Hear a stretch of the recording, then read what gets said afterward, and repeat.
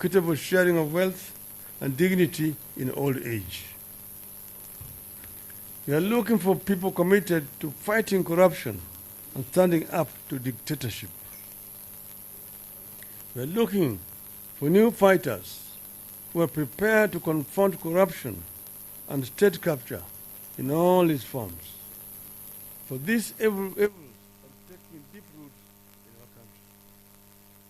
We are looking for people who are committed to building an economy in which all Kenyans can flourish, an economy which benefits as a whole rather than a few individuals.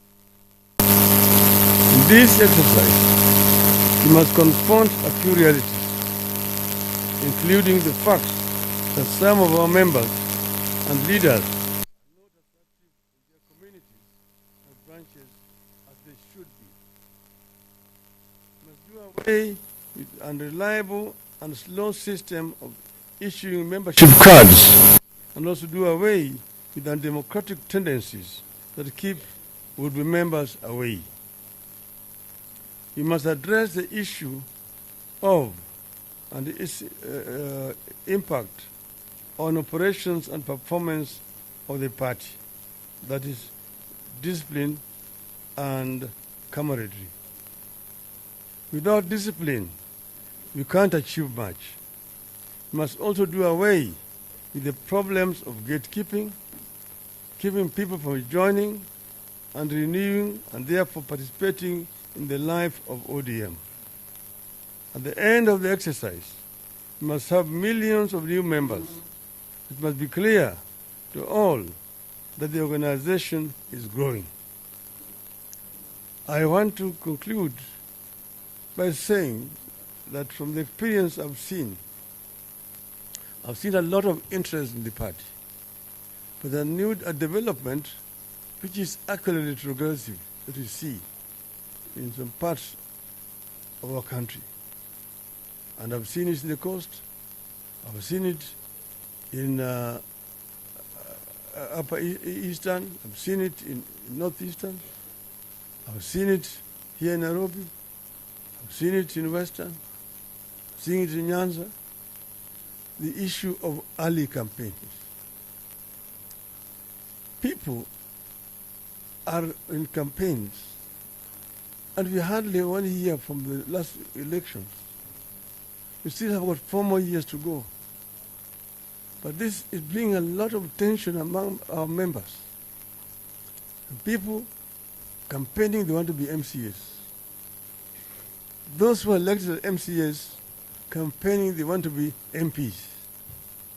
They have hardly served the people to qualify. It is what you're doing to the people as an MCA which will endear you to the larger constituency. Then you have got people elected as members of parliament who are campaigning to be governors. You have hardly served the people as a member of parliament. You already are declaring and you have in a committee campaigning to be a governor. Some people elected as senators campaigning to be governors, or women reps campaigning to be governors, or members of parliament. I want to say that time is going to come. Time will come. But allow those who have been elected in those respective positions to serve now, giving them the support that they need, so that they either succeed or they fail. In a normal democracy, campaigning starts 1 year before the elections. You can see now in the US, people are declaring candidatures for senators, for governorships, and for the presidency. Because the election is next year. Then you will have 1 year to do with the campaign. So what I want to say is that it is not right for us. We see a lot of enmity being generated among our members, because everybody is now already in a full swing campaign 4 years later. And you find some people have hired our youth. The youth are running around this time, fighting, putting a lot of tension. this should end.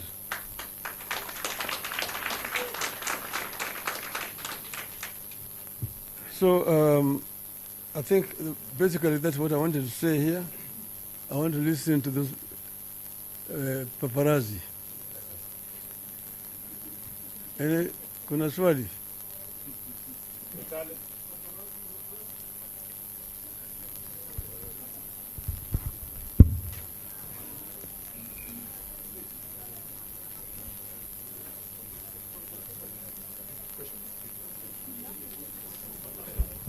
Do you have any questions here? Okay.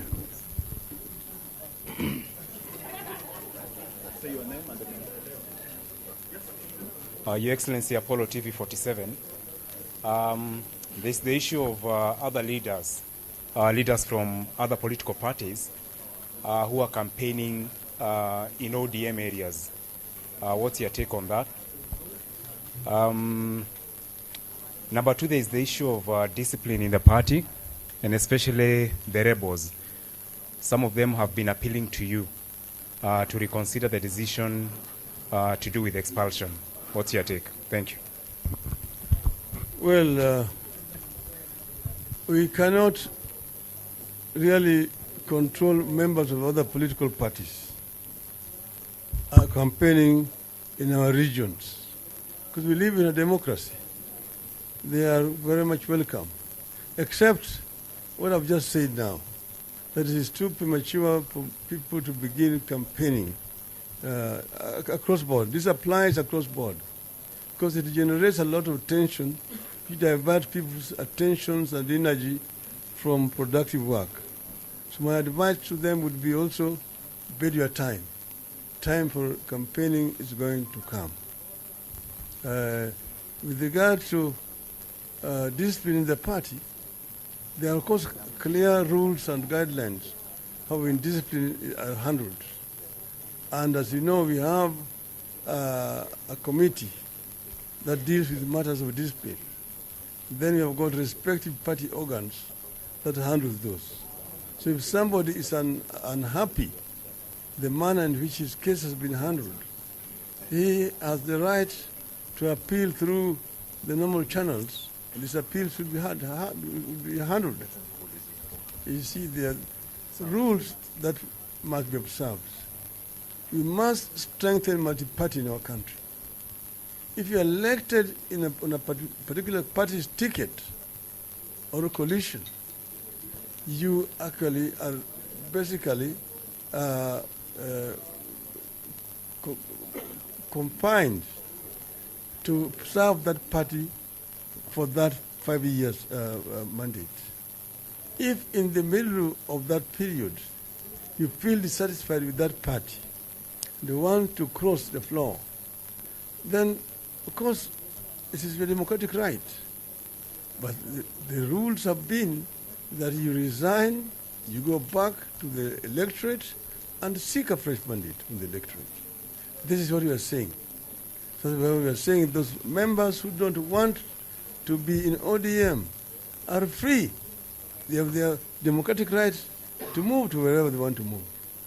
But allow us and our supporters an opportunity to test your popularity. Let us then also have another candidate to replace you.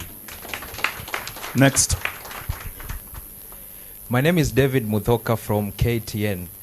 And yesterday you released a dossier on the G2G deal, oil deal that the government is in, and you termed it as a grand scam.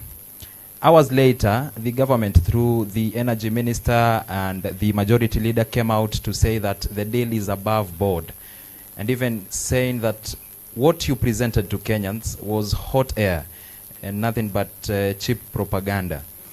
Do you still believe that the government and that G2G deal is a grand scam? Elaborate and maybe offer a response to what the leaders had to say over your dossier. Well, I don't know whether those people who responded had an opportunity to read what I had said, because it was a very comprehensive statement which gave clear facts and I challenge the government to contradict what I'd said. These other ones basically just talk and say hot air. I don't know which hot air, where that guy is coming from. And this is supposed to be majority leader of government.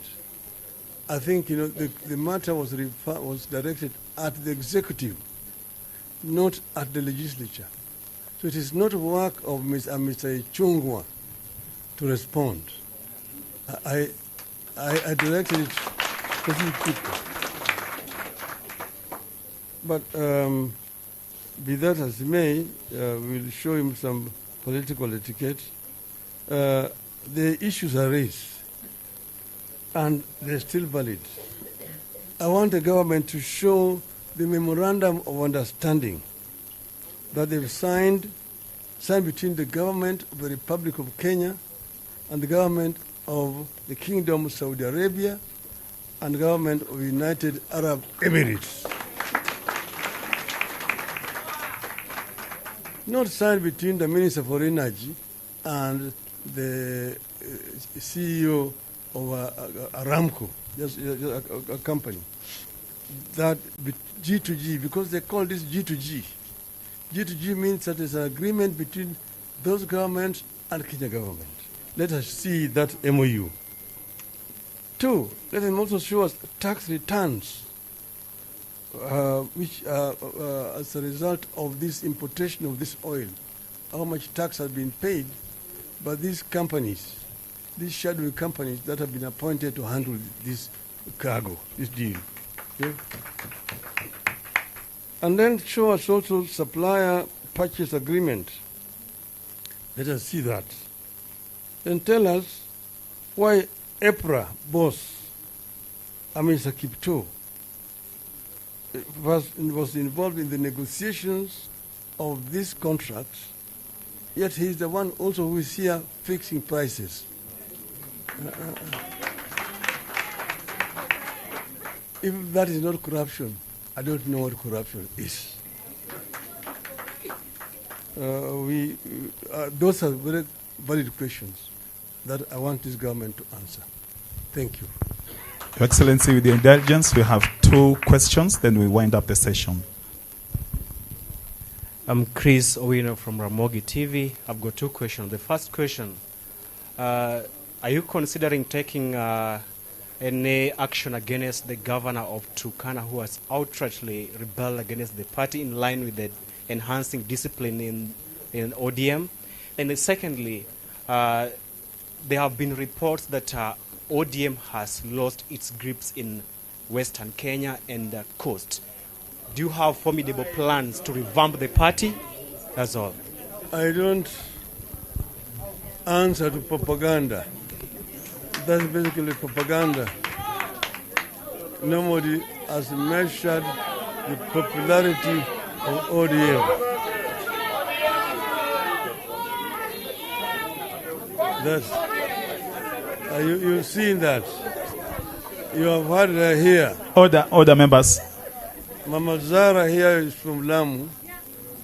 She's actually told me that our competitor has been to Lamu 5 times since elections, but the ground has not changed.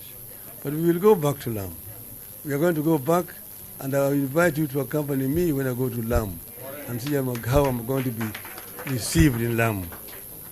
Secondly, I mean, it will be very unfair of me to begin to discuss a governor here when he's not present. That is not right at all. Those are internal issues that are dealt with. There are organs within the party to deal with those issues. So if Mr. Jeremiah has the issues, he will deal with the party organs, not me. I have nothing against Mr. Lemurkel, but of course he misbehaved, and there are proper organs that will deal with those issues, not here. Okay. Thank you very much. I think members of the media, you can leave. We'll call you back again for resolutions after the session. Thank you very much. Back to Chairman.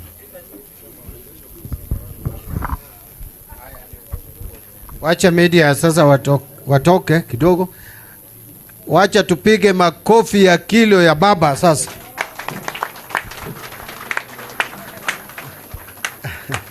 Asanteni sana.